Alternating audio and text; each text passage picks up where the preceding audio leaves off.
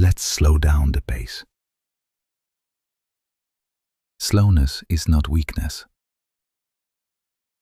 Slowness is clarity.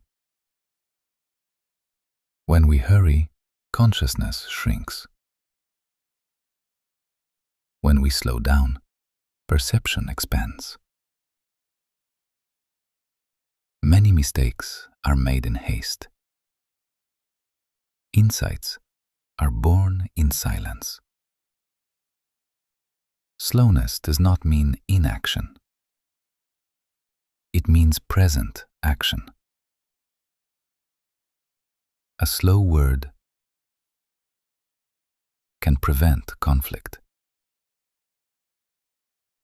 A slow decision can prevent regret. Today's practice. Speak 20% slower. Move 20% more consciously. Listen without interrupting. This is a spiritual mindfulness exercise. Slowness opens up space. Space brings wisdom. Return to the heart. There, time is arranged. Nothing is missing when you are here.